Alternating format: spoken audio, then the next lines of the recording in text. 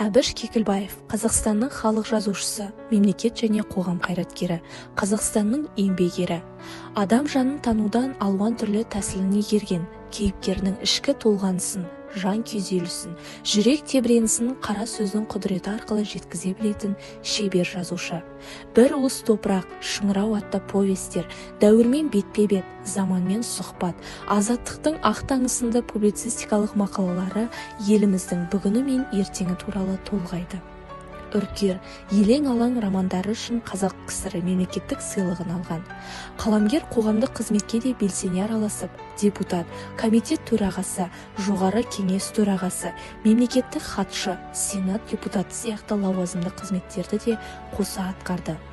Адамды адам еткен кітап, адамзат еткен кітапхана деп Әбіш Кекілбаев айтқандай, елге, жерге, әдебиетке үлес қосу үшін дүниеге келген шексіз ұғым иесі. Сондықтан ұлт ертеңі, тіл тағдыры, тарихқа келгенде оның алдына түсетін жан жоқ.